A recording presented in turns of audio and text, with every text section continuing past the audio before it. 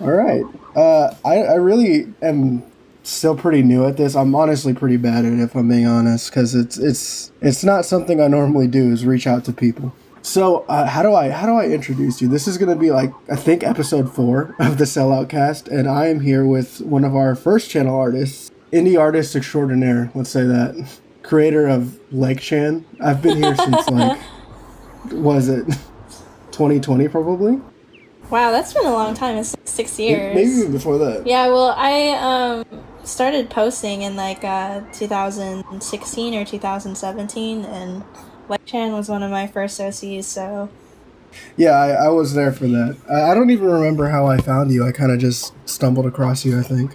that's kind of how most people saw it. There's like I was posting on my art count pretty consistently, and not because I was getting any likes or followers, just because I wanted to. And out of nowhere, after doing it for like a few months, one of my posts just blew up, and ever since then, I've just been on social media, I guess. Oh yeah. So I want to ask, how well versed are you in like the internet? Well, I was born in the early 2000s, and I grew up without, restricted internet access. So I would say that I'm pretty familiar with the internet, I guess. Yeah, no, we're in the same boat here because I was given pretty unvetted access to the internet at a young age, and I can't say whether or not that's for the best or not. I think my first experience with the internet was being given a MacBook when I was like, I think like 8 or 9 years old, because my dad had recently, they had just made like the new monitor MacBooks, and my dad was like, "Oh, I don't want this Uh-huh. stupid laptop. I'm gonna give it to my daughter that I don't really care about." And so he gave it to me, and I remember putting one of those like desktop wallpapers with like the anime girls with their cheeks squished on the inside so that they would like look like they're trapped inside the screen. That was definitely the look back then. I remember the aesthetic of early 2000s anime. Where all my Nightcore heads at? Oh my gosh. When I first discovered Nightcore, I quite literally like ignored everybody in my life because I was like aura farming. Yeah, no, I definitely I feel you on that, and I wish I didn't. I was on like that side of the internet. I'd say like that and like Newgrounds sort of thing.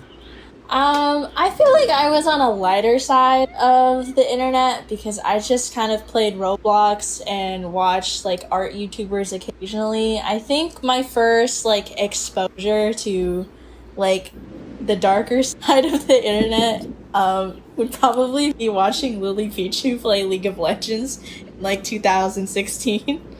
I had the The dark dark side. side. She's not even like one of those people, but like the people that she plays with, and then like she was like my gateway into learning about online video games because of League of Legends, and I was like, "Oh my god, she's so cute."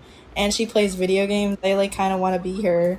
Oh yeah, for sure. Would you say that's like one of your first inspirations to make art, or was that all you? I would say that actually my inspiration for art was externally motivated by like people in my life, Hmm. and not in the way that you would assume. So when I was younger, a lot of people told me that art wasn't going to be like, like a viable hobby Yeah. or like a career. Everybody says that like art bad, medicine good. Go get a real job, go to college.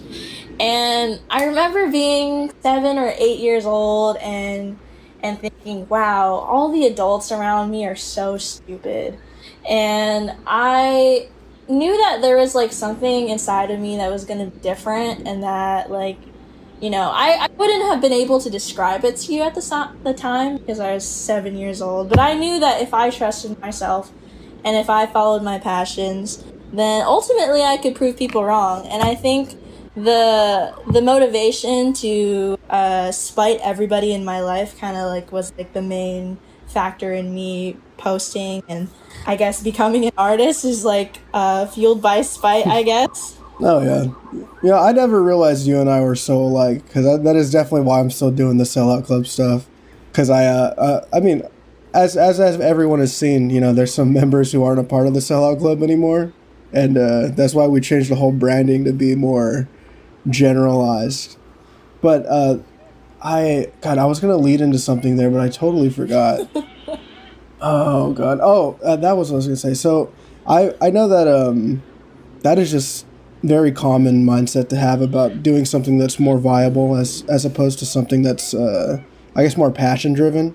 Because that's not the first time we've heard that on the channel. When I was interviewing those artists on my page, that was one of the main concerns is that like the quote unquote like biggest guy there was very concerned about whether or not he should pursue music despite being able to be more, And so I'm glad that that's not exclusive, I guess, because that's kind of what pushes people, is doing what you can't or what you're not supposed to. I feel like, though, that it was kind of bound to happen for our generation. Like, this was like kind of. Well, I think I watched cartoons and anime and like all of those like heavier things a lot earlier than most people did because my mom was a fan of anime. But like being surrounded by like anime characters like Naruto and Luffy who are like quite literally like willing to die for the thing that they wanted to do. I mean, like of course I'm gonna grow up and emulate the people that I watched growing up and be knuckleheaded and not listen to the people around me. Oh, for sure. Yeah, I get that. I never really got into One Piece, but I was super into Naruto when I was in like middle school. And you know what? I'm not going to turn my back on him now. I'm still into Naruto pretty heavily. I think it's funny that the gateway anime has stopped being Naruto and it has shifted to being My Hero Academia. Like people's first animes now is no longer like one of the big three. It's like Jujutsu Kaisen or Demon Slayer or My Hero Academia. Yeah, I'm kind of just like I don't know how to feel about My Hero anymore. I mean, even when I was in high school, which was like 2018, 2020, it was like at its peak like cringe. I actually like watched My Hero Academia before like COVID happened and like it started to become like everybody calls it like the great anime like shift where anime like became like normalized and like it was like Oh no yeah. longer cringe. If you look like scroll back on my first Instagram account, there is like still fan art up and I was like posting pretty heavily like 2016. I was like My Hero Academia's biggest fan. That's great. I'm glad that you're one of those people that doesn't like hide the cringe. Because I feel like a lot of people are very much concerned with image nowadays. And so it's being able to go back to when you're like in high school or even like middle school and see the stuff you were posting is pretty great. Oh yeah, I mean like in a world where I feel like I was like quite literally judged for everything growing up because like social media was coming up, TV was Yeah. getting popular and like this like ability for everybody to communicate all of their opinions all of the time was like really exhausting to like be a child around. And so very early on I realized that I don't really care about what other people had to say. So I've always been doing my own thing and very unapologetically so. I do wish though that I had access to the old account so I could at least take down some of the stuff from that I posted. I feel like some of it's like extremely cringe and I feel like if that were to like get to my job somehow I would be so embarrassed. Ah, man. You know what? I think it's good that you can't because I have my old editing page up before I, migrated. And one of my first edits is up there and it's so bad. It's so terrible. Oh, dude, I don't think that you can beat the levels of 2016 My Hero Academia fan art cringe. Like, the one specifically that I'm talking about, it's like this picture of like, it's this picture of Todoroki pinning Deku to the wall, and the caption is like, "I love My Hero Academia." No bit. I think I actually saw that because I sometimes use your art as reference for like what I want to do, and I scrolled a little too far. Oh yeah, that's like that picture haunts me. It's actively used as like a reaction image in the group chats that I'm in. That's hilarious. God, I keep forgetting what I want to say. It's just like there's so many thoughts running through my brain right now because I won't lie to you, I'm a little nervous because I've been following you for a while now, and it's kind of weird, finally like interacting outside of everything that we do online. Surprisingly, I get that really often because I've made a lot of friends being on the internet for a while and having this like art account. I've had connections to a lot of people, and whenever people meet me, they're always like, "Wow, Fran, you're actually like really personable." And I wasn't expecting you to kind of talk to me like we're friends, you know? And Yeah. I think it's a little bit silly because like why wouldn't I?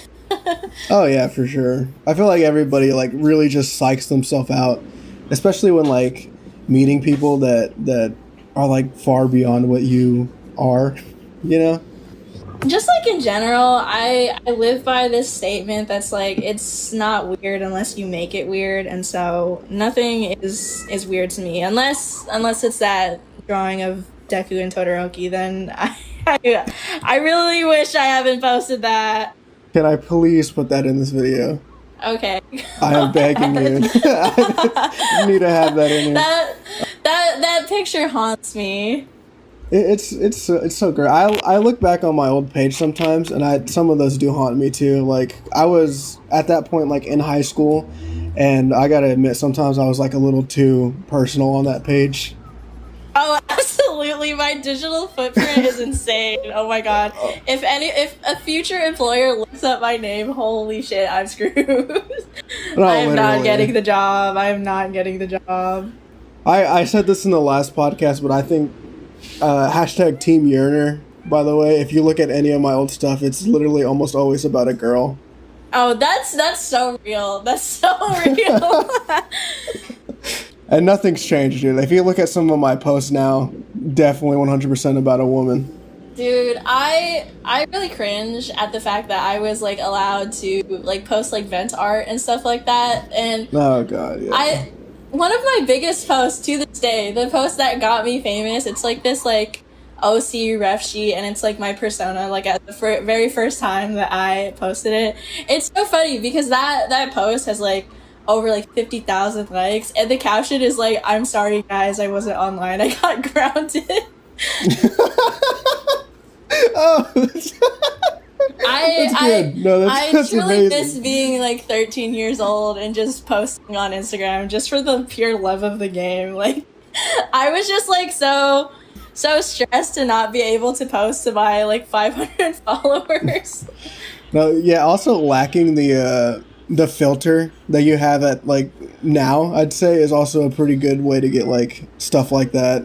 Oh, but like to be honest, like I still don't really filter myself. I think I'm a lot funnier this way. Oh yeah, no, I've definitely like taken down my filter. I just posted a reel, and the one caption is from the Sellout Club, and it says, "Team hashtag Fent or Team hashtag Soda." Like I don't like I didn't know what else to put, and I don't want to like I hate like social media pages that are too corporate because I work in a very like corporate environment. Oh, absolutely, because it's not like fun anymore, and it's just like you're jobifying it, and that's like a slur nowadays. Like, please don't say job in front of me.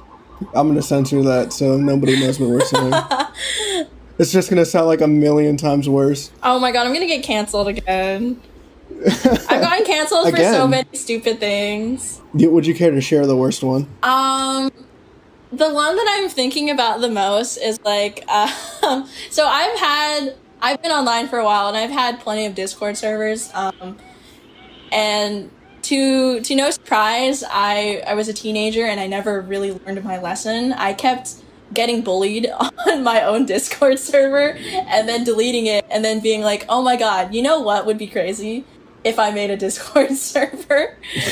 And this was like the last Discord server that I ever had. I was like, I was either just about to turn 18 or just turn 18. But I was kind of going through like a lot of things. Like my grandfather had recently passed away, and I was kind of like neglecting the server a little bit. Like I wasn't participating because I was participating in like a lot of like the cultural like significance of like somebody dying like in the Philippines and stuff. And so rightfully so, Yeah. did not talk to my friends on Discord because my grandpa had just died. And I remember being on the server like every once in a while just being like, hey, does anyone want to like hang out, you know, just to like kind of distract myself about what's going on. And I remember somebody was telling me about how like really like terrible like their day was, and it had not been like more than a week since my grandfather had passed, and I said something like, hey man, I'm really sorry that, you know, you're having a bad day, but you know, I have a lot on my mind and I cannot carry like, you know, what's going on. Yeah. So if you could just tone it down a little bit, I would appreciate that, because I'm just trying to play like Overwatch or something, or League of Legends. And I got dogpiled so crazy. Like, everyone in the server was like, oh my god, friend, you hadn't been here in like a week, you haven't said anything, you've been so mysterious, like you can't just tell people not to vent, like that's gonna like lead them to like, you know, holding in their emotions and things like that. And it was like so bad. It was like a lot of people that I was genuinely like friends with at the time, and they were like posting on their Instagram stories like, oh my god, never meet your heroes, they're like, they could be terrible people. Oh my and I was God. like, I remember deleting my Discord server, making an Instagram post, and being like, hey guys, my grandpa died. Please leave me alone.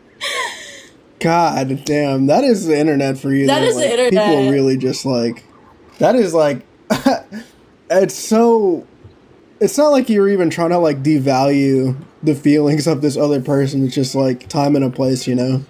It's just absolutely like I would never tell anybody that like they can't talk to me, but like respectfully, it was like the very first, like my very first experience with death.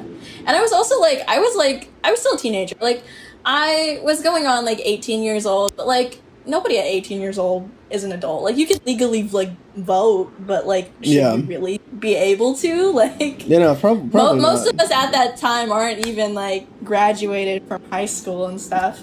Yeah, like at that point, you're still a little bit of a sociopath. You know, the wires in your brains aren't fully connected, and so like making big decisions like that, or even just like small decisions, is sometimes like the biggest deal when it really doesn't even mean that much. You know?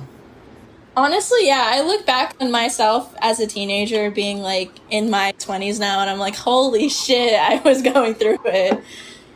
Oh yeah, dude. I see some of my like posts from back then too. Even like some stories. I'm like, I was going through it. Maybe I should have done that in private. You know? No, absolutely. Our like access to the internet and being able to tell everybody what we're thinking at like any given moment was not good for our psychological development. Oh yeah, for sure. I feel like there's been a big turning point, especially like I'd say around the COVID era, where the internet just like took a turn for the worst.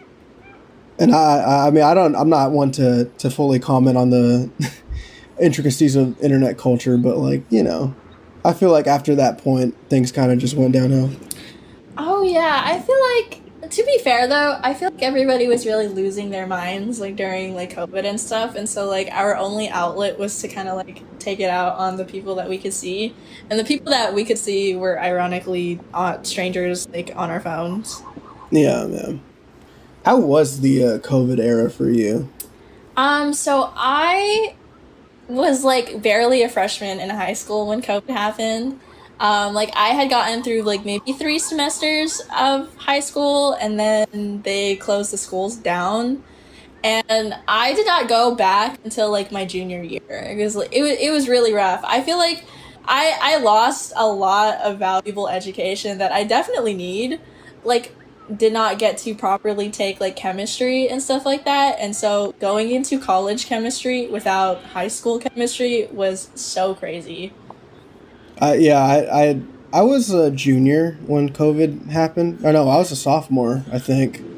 Damn, I'm kind of losing it. No, yeah, I was a sophomore, and I specifically remember like things shutting down, and being at home all the time, which sucked because I had like a pretty rough home life. So school was like my way of coping with home. Oh, absolutely. And so being home all the time, I was like, I think that's when I like really started getting into A lot of significant online creators, you know, like people that have cultural relevance more so than people that are like big, you know. Like who? Like who? I'd say Super Mega has been very like influential in terms of like God, how do I say? They've had like a very big footprint in terms of like sketch comedy, and they've worked with a lot of good people, like a lot of big people. Like they used to edit for Markiplier and stuff. So Oh, them interesting. I kind of like no being what idea. they are is yeah, No yeah. idea. It's a very acquired taste, which is why I don't think they're really given the flowers they deserve. Wonder. To be honest, I feel like I kind of like repressed like everything that was going Mhm. on during COVID. So thinking about that time, I'm pretty sure I just kind of like I really got into Overwatch, and I think I was like COVID was probably when my art account was the biggest, and only because I had nothing better to do, I guess. Yeah, yeah. I think I like shut myself in my room and really focused on playing guitar around that point. Because I feel like that was all you could do was pursue whatever you weren't pursuing because of everything else you had going on. Oh yeah, I mean like for a teenager, it was really liberating to kind of be like, oh, I can kind of experience like the independence that adults have, you know, like I get to make my own schedule, and then I get to, you know, do things at my own time. Nobody's like bugging me and things like that. But I do feel like that experience was kind of like what led me to kind of wanting more structure in my life as an adult. It took like maybe like a few months for like all of the freedom that COVID gave us, like for me to really get sick of it, you know? Like I definitely Yeah. needed somebody to tell me that I should stop playing League of Legends and I should do my homework. Oh yeah. We were very much at how would you say, like at the will of ourselves, you know? Because I remember being God, like it was up to me to get my shit done, you know, to do my stupid ass geometry homework that I hated. Up to me to like read whatever bullshit we were reading in English class at the time, because there really was nobody to be like you got to lock in. It was really just like up to me to be like I gotta something's got to give, you know. I do feel like it was like a really good lesson for everybody to kind of collectively learn that like, you know, you're gonna be the one that's responsible for like your own life, and you kind of can't rely on other people to like hold you accountable and stuff, because um I don't know if this is like relatable at all, but my parents were in like healthcare, so they were actively like helping people like during COVID and stuff. And because they Mm. were like so busy with like the tragedy that COVID was, and like having to work in the hospital at the time, like as an adult, I can kind of give them the graces for like not really fully being present with me and my siblings at the time. But as a child, it was like the worst thing in the world. It's like, why are you going to your chungus job and not paying attention to me? Chungus job is a crazy thing to say after that, but yeah, no, I get you. I get you. Well, I at the time you can't really like conceptualize like why your parents go to work and why they don't, like, you know, they don't care about like your art portfolio or like the super Oh amazing like yeah. hit that you got on like Fortnite, you know. But like, in truth be told, if I was, you know, working during COVID, working those 12 long hour shifts, I was getting disrespected at work, and I get home and my kid is talking about like, can I get the battle pass for League of Legends, I would lose my shit, respectfully. So I'd be like, dude, I'm gonna punch you in the throat right now. And just I'm walk gonna away. punch you in the throat. Let alone having to make sure that they take a bath, they brush their teeth, that they eat dinner. Like, Yeah. I don't give a shit. Leave me alone. Yeah, no, for sure. Because, dude, if I was working during the COVID era, I'd probably, God, I don't think I'd make it. Because I don't, I've said this before, but I don't think I've ever told you. But I work as a housekeeper right now at a casino. Oh, And cool. let me tell you, if I was working that job during COVID, I think I would have crashed out a lot sooner. Because, God, the clientele that I get at the casino is just like the worst people to ever exist on this earth. I'm not even lying. It's awful. What are they like? I feel like just having a job that interacts with like other, like the general public and stuff is just a bad job. So Yeah. Okay, well, it depends on what you want to hear. Like, uh, like, throw out a topic and I probably have a story about it. Um, have you ever had a like like a somebody that you're like a customer, not like one of your like coworkers or whatever, like somebody that you like you had to like serve and stuff, and they were like getting really mad at you for no reason. Okay, so at my casino, there's no hotel, right? So we're primarily on the gaming floor or whatever. Mm-hmm. And because I'm like one of the only guys on the team, they put me in the restrooms a lot. And I unironically had an argument with the guest. I say a guest, but like, yeah, a customer, I don't care. I had an argument with this guy because he looked me dead in the eyes and he told me that he didn't just leave his shitty poopy ass underwear on the floor in that stall. What? Yeah, and like the thing is, I saw him go in there and then come out, and then I have to like be very like on things at my job. Things happen fast. Things that always need to be cleaned. So I go in there like right after him, and they're just sitting there, and I have to be like, dude, what's going on? What's going on in there? And then he looks at me like, I don't know. Like, what are you talking about? I'm like, I had no answer to it. Like, what am I supposed to say to that? Like, dude, I know you left your like shitty poopy ass underwear in there.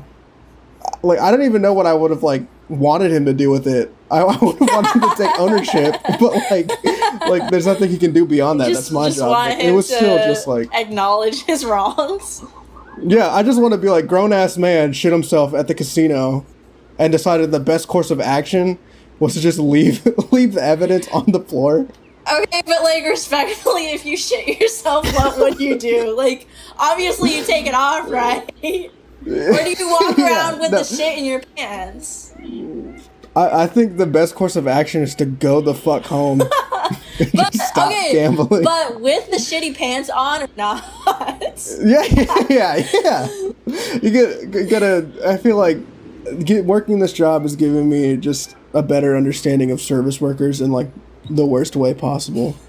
Cause man, the amount of times that I put up with just grown ass people shitting all over the place is insane. Like, it's comparable to like working in a hospital. Oh yeah, I mean like I recently did some service hours at a retirement home, and like only thing I could say about that really is that people shit themselves way more than you think that they do. Like, people shit and piss themselves like so often. I can't tell you how often I would get finished helping somebody clean themselves up, and then somebody else has like a dookie disaster. It's everywhere. I love the alliteration on Dookie disaster. That's great. But yeah, no, people really don't. I'm not saying I should get my flowers for this, but I feel like I deserve a whole bouquet because people do not appreciate like housekeepers or cleaners enough. Like, dude, this place would be fucking awful. It would be nasty. People like me. And like the amount of like college kids that come in the casino, God, I feel old the way that I complain about these people, you know. And I'm only 22. All right, I'm college age. I shouldn't be so heated about it. Nothing is worse than seeing somebody who's obviously your age and like being a dumbass, because they completely don't represent our generation, but like they're definitely the people that like boomers and millennials are talking about when they say that Gen Z is like lazy and like needs to like lock in. They're the loudest ones for sure, and it's just goddamn like the amount of times that me and a college age kid have like given each other death glares is insane. Cause like, dude, I'm working in the casino. It's like 2 a.m. and your dumbass decides to come in and just piss everywhere. Like, come on, dude. I have never been in a casino though. Well, I have as like a child, but never like being in like the cool parts of the casino that people go for. Oh yeah, it's not as good as it seems. I promise. But like, I can imagine it's like gotcha games, and then so I would be like a highly susceptible crowd for that. Man, I'd say there's just so much like animal stuff in the casino. You know, there's like a lot of chicken games. a lot of like oddly sexual games too. Like there's this Animals one and sexual in the same sentence. dude. Listen, I didn't make the machine, just the messenger. But like the amount of like times I've gotten bedroom eyes from an animal on a casino machine is kind of fucking uncomfortable. Like they're appealing to a certain crowd, and I really don't like it. I don't appreciate it. Furries and rich people.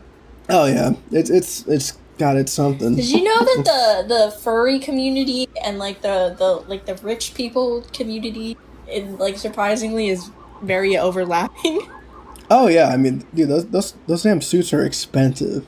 I've gotten like a few like furry commissions in my lifetime, and those people tip very well. You know what? They're really the unsung heroes of today's generation. And I think I'll proudly say that. You know, they're doing a lot of important shit that we just don't know about because they keep those two lives very separate. Your favorite artist right now is getting their lives funded by a furry artist. Oh, dude, for sure. And your favorite indie artist that's making music is probably having their music played while they're making furry love. And you know what? I say just let them live. Love is love. Well, yeah, love is love. One love, as they say.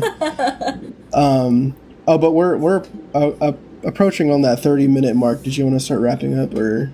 I could keep going for a little bit. I think I could let you know, but up to you. Oh yeah, no, I'm good. I'm professional yapper. I don't talk enough at work, so I got like a lot of thoughts just built up. I woke up today really tired, and I was like, oh man, talking for like 30 minutes might be kind of hard. But then I remembered, like, as I'm talking about this, like, holy shit, I don't know how to shut up. So actually not an issue for me whatsoever. Oh yeah, for sure. But I did want to ask you, I don't want to be like too non sequitur, but we're still like in the realm of creative things. I mean, we kind of did just hard pivot from furries and one love, but is there like something that most people don't know that you did, you know, creatively that you'd like to share? Or even like that you wouldn't want to share? Like, for example, I admitted this yesterday on the episode that I did, but I don't know if it's coming out, so we'll see. But if it doesn't, I used to write fanfic, like, pretty heavily. Oh, I mean, who did it? Who did it, though? And I just wanted to know if there's anything like that you'd want to share.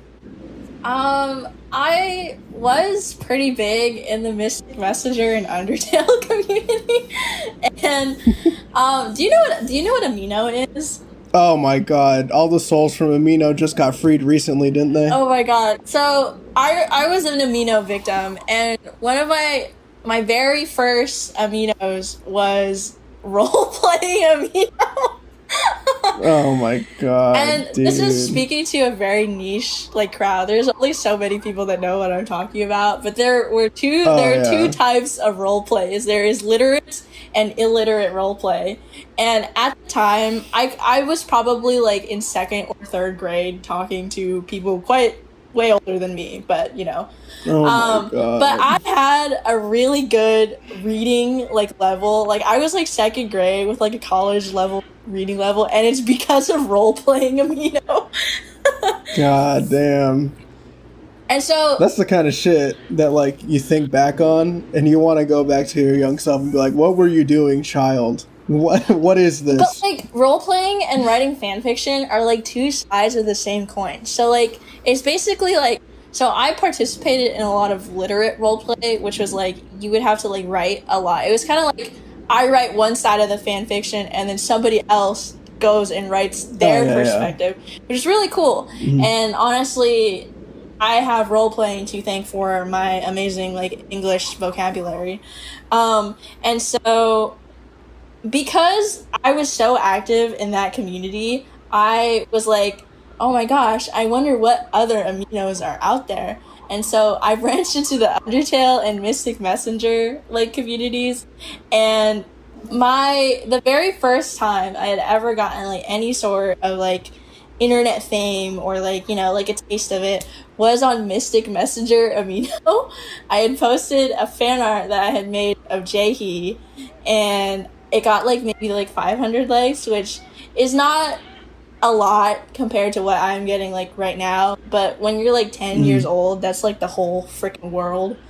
Oh, dude, that was big even back then. Yeah, I feel like numbers. those are fluctuate a numbers, lot. and being like 10 years old, I didn't even know numbers could get that high. So, and so I think that I would actually have to thank role playing Amino and Mystic Messenger Amino for my entire art career, I guess. God damn. What a fucked up place to give flowers, you know? No, absolutely, Like, absolutely. a lot of nobody people should be saying thank you to Amino for anything. Yeah, a lot of people would be like, "Oh, my mom, my grandpa, this artist I used to listen to," but no, Amino and Undertale, And Mystic what was Messenger. it? Mystic Messenger. Yeah, well, sure, man. we leave those flowers wherever we have to. I mean, okay. I feel like I have a lot of stories that I tell that are very oddly specific, that it's like on the same side that people are wondering like how can this be real, but also at the same time it's so specific that it obviously has to be real, right? Oh yeah, no, I feel like unfortunately you and I were in like the same part of the internet at the same time, and I was definitely like in a role play community at some point, with somebody like twice my age. And No, because I didn't want to roleplay with anyone my age because they couldn't read. I need an adult. No, because I needed somebody who could write as good as me, and obviously the other 10-year-olds like can't fucking read. So what? Oh yeah, you know what? I would say that's good reasoning, but we're talking about roleplay here, so let's let's not. I think I attract a very similar crowd, because I feel like if I told my friends about this, or if any of my friends listen to this, they would definitely know the trap souls of Amino and what it was like, in the 8th circle of hell. Oh yeah, I mean, like it was one of those things where you kind of had to be there to like understand. Like people who do not know what that app is like you would not be able to like look them in the eyes and tell you what you experienced. Oh yeah, dude. I would keep my head down the whole time, talking through like a tin can on a string. And for all my fanfic heads out there, let me just say this: how sour is that lemon? Let's get into that. No, it's not. It's not. I just had to throw that out there for the one time. I'm glad that my fanfic account is very far separated than everything else right now. Because if anybody found that, I think I would just disappear. Middle of Nebraska. What kind of fanfics did you write, if you don't mind me asking? Were they like self-indulgent like OCX canon? No. I very much was not an OC head, So it was all very what if, a lot of romance, a lot of beyond romance, intimate. Whoa! Whoa! It got. Whoa! Wait, how old were you when you had this account? I was like early teens, probably. Okay, I mean that's real. I mean, like, who wasn't freaked out at 13 years old? That's what I'm saying, dude. But to everybody who thinks that's weird, it's not for the adults. It's for other people your age. Let's get that out there. I'd like to state very publicly that the SelloutClub does not endorse pedophilia. Didn't think that we'd ever have to say that, but hey, man, you just never know. Yeah, you kind of have to, like, make it clear, because otherwise somebody's going to clip it and be, like, out of context. Out of context, freaked out on teenagers. Let me put a disclaimer right after that, too. I feel like this is just a very touchy subject, but yeah, no, I was very much on I was very much a shipper, hashtag shipper, hashtag yearner, sort of thing. And so, some of my first fanfics were about the very first anime that I'd ever watched, and that was Assassination Classroom. Oh my god, dude, I have the manga for that. And then like a lot of other ones was about Naruto. No Narusasu though, but I can appreciate it more now than I could back then. Oh man, I wish I could appreciate more Narusasu as a child. I feel like I didn't really understand the concept of shipping until I discovered Tumblr, and so I watched Naruto too early for me to like register that. And now when I see people like shipping them, I'm kind of like, oh my god, wait, those are like low key my day ones, guys. Yeah. I Bakudeku fans wish they had this much material. Is all I'm saying. Oh, absolutely. But I aside from like writing fanfic, I don't think that I have anything that I am hiding. At least online. I mean, all my terrible edits are still up for people to see. The Sellout Club stuff is up. All of it's up. But for anybody who wants to go looking for it, let me just say, it's gone. It's dead. I don't have access to that email anymore. The stories are still up, and you kind of know what it's about, but I don't think you'd ever find it. There's just so much out there that I think I'm okay. That's kind of real though, losing like an account for something that was like really like I don't know how to say, like, because I also lost the password to my bigger art account, and like I never wrote down the password because I remember being young and being like, oh my god, if somebody steals it and they like find this piece of paper that I like wrote my password on, then like my account will be gone. And but all that like came out of that is that now I can't get into my my account at 20 years old. Yeah, I feel like being on the internet, that's just kind of the rite of passage sort of thing. It has to happen. And I like on my fanfic account, shouts out fanfiction.net by the way. But on my fanfic account, I was like relatively, I wouldn't say well known, but I was acknowledged in the community for the stuff that I wrote. And I'm not going to go any further than that because I feel like at that point I'm giving too many details away. I will say though that the fan fiction community, they are super, super loyal. Like somebody could like post a fic and then not update it for 3 years, and the same people who read the original fic would go back and read it. Dude, I'm being so serious right now. I logged back into one of my other accounts that I had, and somebody that used to read it had comments or sent me a private message and was like, hey, if you ever need any art done for like a story, I just started doing art. And I told them, I was like, god damn, dude, it's been like, I haven't seen a message for like 5 years. That's not like, they sent it in 2021. And I was like so flabbergasted. I was like, I don't write anymore, but I really appreciate the offer. Oh, dude. Fanfiction writers would make really good, like, romantic partners given how loyal they are to just the game, bro. Yeah, no, I feel like it's made my writing just so flavorful, I guess, because there's this thing that we're working on. I don't know if I want to, like, fully dox myself here or dox this idea, but it involves, like, sort of like a short film thingy. Mm-hmm. And it's very like Stalker-esque, and I feel like me being able to write such romantic things and then put them in like a different context is going to play really well here, and I do have to thank fanfiction for that. So shouts out to all my fanfic heads out there. I feel like you can tell when somebody has either read or written fanfiction before, depending on like the way that they text and just write.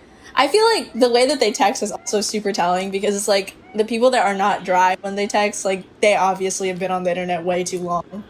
Oh yeah, dude, like what the fuck do you mean you're using the word forlorn here? or like your ass did not see that like in the general public. You're reading some weird shit, you know? Or the people that have like typing quirks. Like I remember when I was in high school, instead of using like the 3 like periods for an ellipses, I would use commas instead. For whatever reason, I thought it was cooler. What a I guess like childlike mentality thing to have, you know? Got to stand out somehow, and yours was commas. I feel like I don't really have any writing quirks. I mean, I use the wrong a lot sometimes, but that's about it. So how about that weather, huh? do you ever run out of like things to talk about in a podcast? Like, does it kind of just end when you just run out of things to talk about?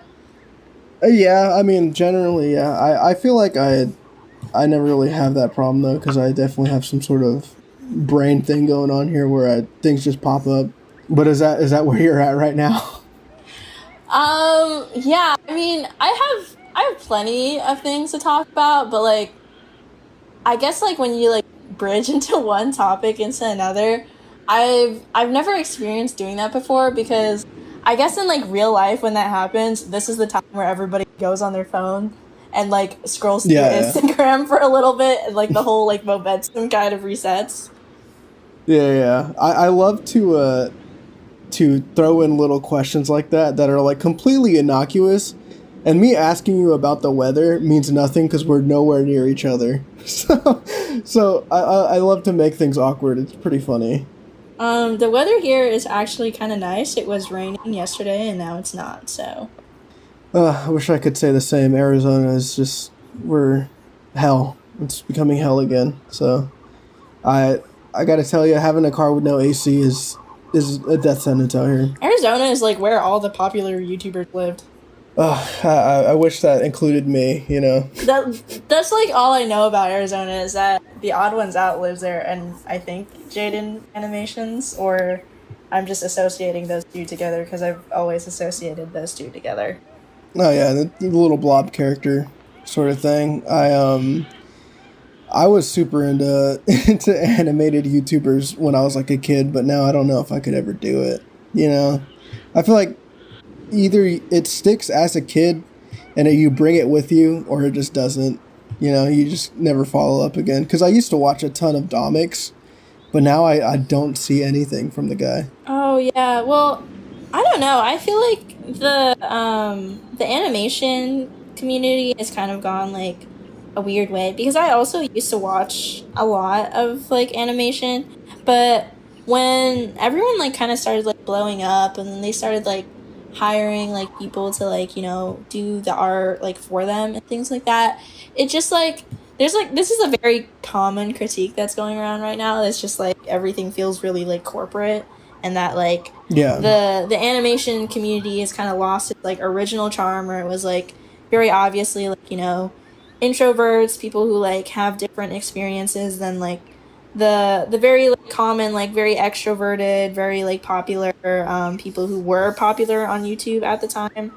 And it was like now we've kind of lost that perspective because a lot of the animation like YouTubers now are kind of like corporate. Mm. Yeah, we've definitely lost like a touch of flavor in the animation community because back then it used to feel a lot more like personal, which is why I think everybody should go look for some indie artists. You know, there's a lot of great indie artists out there that are putting out stuff that is leagues ahead of whatever is going on corporate. And let me tell you, in terms of music, there is just so much corporate bullshit out there now that I hear all the time at work. Oh, So yeah. if you don't mind, I'd like to shout out a couple indie artists that I quite enjoy. Go for it. So we're gonna go with good old fashioned. The first two that come off the bat or off the mind is hi, I'm Chris. Just put out an album called The Letdown. Very good. MB Matthews has just put out a little EP called Can You Feel This? Very good. Rough Patched on a little hiatus, but like search out his stuff. Very, very good stuff. A lot of people in the underground right now that are really popping off. Everybody in LimeWire exclusive. Be For Real, great artist. Control Kitty, great artist. A lot of just amazing stuff coming out that y'all need to go look for, keep an eye out for. And that also goes with other indie artists, like Fran here. A lot you can do to support Fran. She's got a Patreon now. Hopefully not another Discord server because we know Oh my how that god. We got Zach Jada was on an episode recently. Go support Zach Jada. Clementine C. Tiny. She's a great editor. I love her. She did some of our, she did Sonic.exe 2 for us. And that video was fucking amazing. I love it.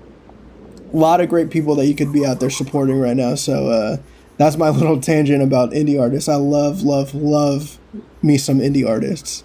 But if you're ready to call it, I think this would be a good place to end it on. This is a very high note. I think we're on. Okay, sweet. I really enjoyed being, here. I didn't think that I was going to like the podcast. I'm sorry.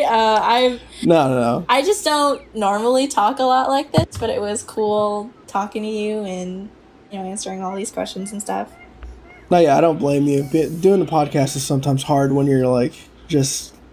It's a little intimidating. Yeah. For sure. I was a little intimidated too. The last podcast I did with Zach Jada I was very nervous, and you can hear it in the episode. But I feel like that was also just due to a lot of stuff I had going on. But this was very chill. It was very nice to put some more personality to you, aside from, here, draw this funny thing that I drew, but better, But if there's anything you'd like to shout out right now, please feel free. Nothing at the moment, but if I'm ever on a podcast again, I'll definitely think about it beforehand. All right, well, I'll take care of that for you here. Let me pull up everything to make sure I got it all right. Let's see. So on good old Instagram.com, you can follow Fran at Franblam, FRANBLAM. And she also has a Patreon that you can subscribe to. And we're subscribed to it because, we love to support our artists. YouTube coming up pretty soon. I don't know if you're still streaming, but also... No, I'm not. I want to in the future. I just kind of have like a lot of projects going on right now, and I'm kind of rusty when it comes to just social media in general, and I didn't even realize that you're doing a self-plug. I was just like, okay, I don't know any cool artists right now, completely forgetting that I am a cool artist. So thank you, I guess. Yeah, no problem. Also, allegedly working on some brushes that might come out soon. Just a lot of stuff that Fran's working on that I think y'all should keep an eye out for, So, again, thank you so much for coming on the pod. We appreciate it. It was good to finally talk to you. But yeah, that's about it, everybody. So if you made it this far, thank you.